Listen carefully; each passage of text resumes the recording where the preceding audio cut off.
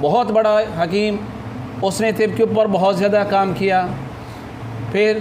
حکیم بکرات جسے بابائے طب کہا جاتا ہے، جنہوں نے نظر اخلاق پیش کیا، انہوں طب کے اندر بہت بڑا کام کیا۔ اس کے بعد جو ہے ابو علی سینا، ذکریہ، رازی، ابن رشد اور بہت سارے حکماء نے طب کے اوپر کام کیا۔ لیکن جیسے جیسے یہ حکماء دنیا سے چلے گئے، اس کے بعد کئی صدیاں یعنی 7 صدیاں گزر گئیں، کوئی ایسا نامور شخص پیدا نہ ہو سکا جس نے اس کے اندر مزید کوئی نکھار پیدا کرنا تھا۔ ابو علی سینا نے اپنی کتاب القانون کے اندر امراض دماغ کے اندر جو لکھا کہ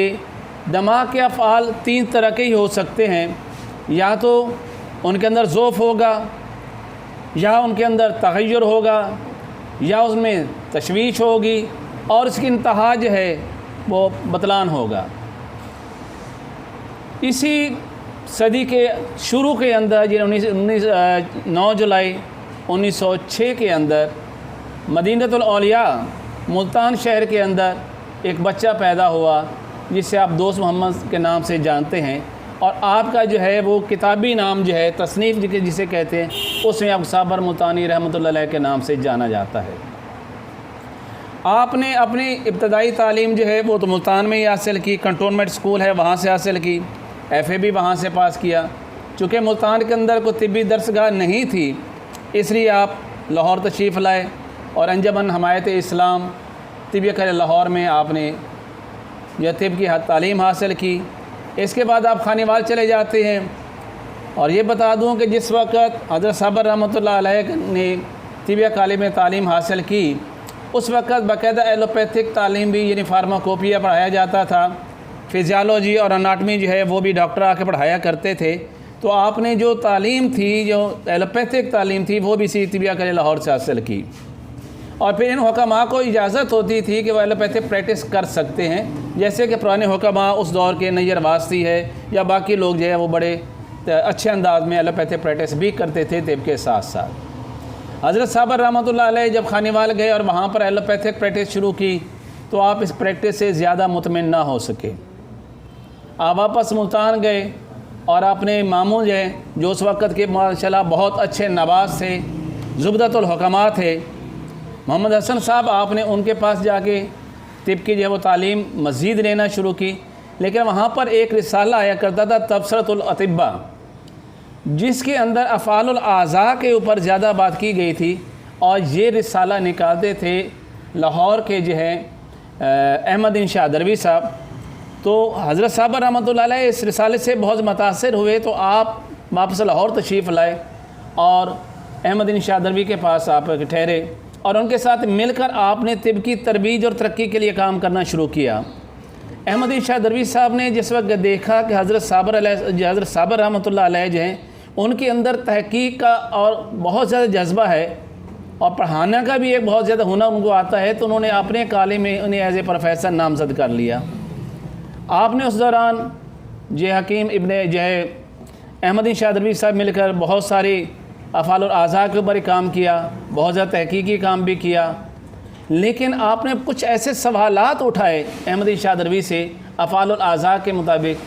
جس کا وہ ان کو تسلی بخش جواب نہ دے سکے، بلکہ ان کے ان سوالات اٹھانے سے ان کے جو اس وقت کے رفقا تھے وہ بھی ان سے بہت زیادہ نالاں ہو گئے کہ آپ استاد صاحب سے کس طرح کے سوالات اٹھا رہے ہیں، لیکن آپ کو آگے بڑھنے کا ایک جنون اور حقیقت تک پہنچنے کا لیے ایک شوق جو تھا، اس نے آپ کو اس تحقیق کے اوپر کام کرنا جاری رکھا۔ بالآخر آپ کو جب جواب نہ ملا تو آپ اس طب سے ہی متنفر ہو گئے، اور آپ نے ارادہ کیا کہ میں طب کو چھوڑ دیتا ہوں۔ اسی کے بارے میں جو شعر کہا جاتا ہے نا، ہزاروں سال نرگس اپنی بے نوری پہ روتی ہے، بڑی مشکل سے ہوتا ہے چمن میں دیدہ ور پیدا، لیکن فطرت اور قدرت جو ہے جب وہ مہربان ہوتی ہے تو اپنے عاشقوں کو کبھی اکیلا نہیں چھوڑا کرتی، ان کے لیے اپنے علم کے سارے دروازے کھول دیا کرتی ہے۔ واقعہ کچھ ایسا ہوا کہ اس دوران ایک پیشنٹ آپ کے پاس آیا جس کو ہیضہ تھا، تو آپ نے باقی مرجع طریقے علاج سے جب اس کے علاج کیا تو مریض بجائے ٹھیک ہونے کے مزید بیمار ہو گیا۔ جس وقت آپ نے اسی مریض کا طب قدیم کے اصول کے مطابق علاج کیا تو وہ مریض بالکل ٹھیک ہو گیا۔ تو اس چیز نے آپ کو دوبارہ پھر ایک شوق پیدا کیا کہ کیوں نہ طب قدیم کو جو ہے اس کو بہت گہری عمیق نظر سے پڑھا جائے۔ جب آپ نے اس کو بہت ہی گہرائی سے پڑھا تو یہ راز آپ کے اوپر بڑا منکشف ہوا کہ اخلاق اور مفرد آزاد دراصل ایک ہی سکے کے دو پہلو ہیں، چیز ایک ہی ہے۔ تو اس کو مزید جب آپ پڑھتے گئے تو آپ نے ایک ایسا قانون پیش کیا جس سے کی پہلے مختلف کتب کے اندر سے اشارے اور کنائے ہی ملا کرتے تھے۔ جیسے کہ میں نے ابھی ایک مثال کوٹ کی ہے کہ ابو علی سینا نے اپنی کتاب القانون اس کے اندر جو لکھا تھا کہ دماغ کے افعال تین ہی طرح کے ہو سکتے ہیں، یا تو اس میں ضعف ہوگا، تو آپ نے کہا کہ ضعف ہمیشہ حرارت کی زیادتی اور تحلیل کی وجہ سے ہوا کرتا ہے۔ آپ نے اس کو ایکسپلین کر کے بتا دیا۔ پھر انہوں نے کہا صاحب ابو علی سینا نے کیا کہا کہ یا تو اس کے افعال میں تغیر ہوگا، تو حضرت صابر رحمۃ اللہ علیہ نے کیا کہا کہ یبوست اور ریا کی زیادتی کی وجہ سے افعال کے اندر تحریک ہوا کرتی ہے اور تیزی آیا کرتی ہے۔ ابو علی سینا نے کہا یا تو افعال کے اندر تشویش ہوگی،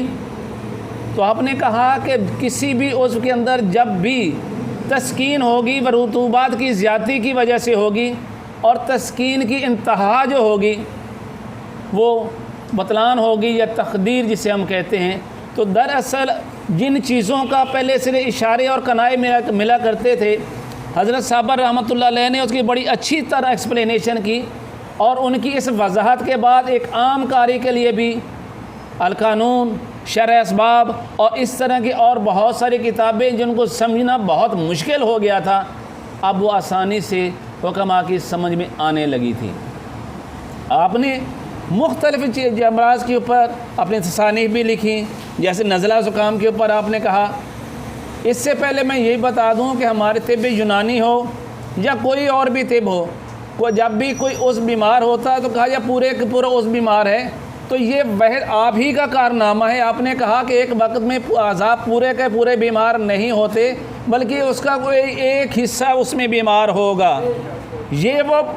وہی طب تھی جس کے بارے میں آپ ارشاد فرمایا کرتے تھے، آج میں وہ طب تمہارے سامنے پیش کر رہا ہوں جس کا اس سے پہلے شیبہ بھی نہیں تھا۔ یعنی یہ وہی چیز تھی جو کسی کتابوں میں آپ کو نہیں ملتی۔ آپ کسی کتاب میں طب یونانی کتاب اٹھا کے امراض معدہ ہی لکھا گیا ہے، لیکن سیلولر تھیری پہ جانا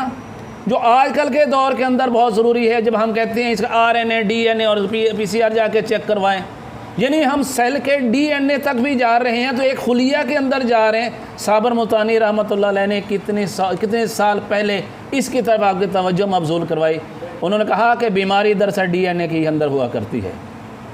ابھی ہم نے جب دیکھا کرونا پیچھے آیا تو اس میں کیا تھا، وہ DNA کا سیکوینس سے تو چینج ہو رہا تھا نا، وہ DNA کے اندر جو پروٹین ہے وہی تو چینج ہو رہی تھی نا، وہ DNA کے اندر تیزابی مادوں کی ترتیبی تو چینج ہو رہی تھی،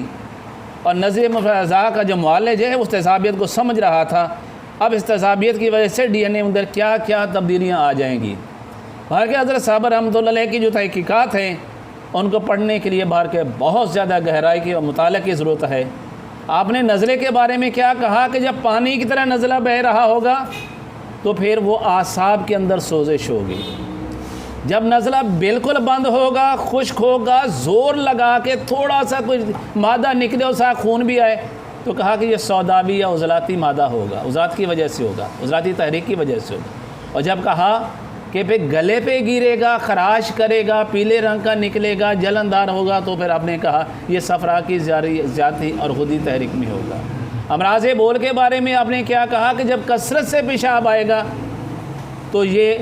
اعصاب کی سوزش ہوگی۔ جس وقت مریض کا پیشاب بند ہو جائے گا، بندش بول ہوگی، تو یہ عضلات میں تحریک ہوگی۔ اور جب کہا کہ تکتیر بول ہوگا تو یہ صفرا کی ذاتی اور خودی تحریک ہوگی۔ مطلب ہے آپ نے ایک ایک بیماری کو مخصوص کر کے بتا دیا تاکہ میرا معالج کہیں پہ پریشان نہ ہو جائے، اور اس کے لیے تشخیص بھی آسان ہو اور تجویز بھی انتہائی مکمل ہو اور علاج بھی اس سے زیادہ مکمل ہو جائے۔ یہ جتنی بھی تصانیف آپ نے کی یقین جانو کہ چیلنج آج بھی اتنی ہی چیلنج کے ساتھ ہم پیش کیا ہے انہوں نے، اور آج بھی اتنے ہی چیلنج کے ساتھ ہم کہہ سکتے ہیں کہ ان کی تحقیقات کو کوئی بندہ غلط ثابت نہیں کر سکتا۔ میری دعا ہے اور آپ سب لوگ بھی کہیں کہ ہمارے استاد محترم حضرت صابر رحمۃ اللہ علیہ کو قبر اللہ تعالیٰ جو ہے جنت کا گہوارہ بنا دے، انہیں جنت الفردوس میں اعلیٰ و عرفہ مقام عطا فرمائے۔ یہ وہ شخصیت تھی جنہوں نے بغیر لالچ کے اپنی تمام تحقیقات و عوام کے سامنے پیش کر دیا۔ جزاکم اللہ خیرہ۔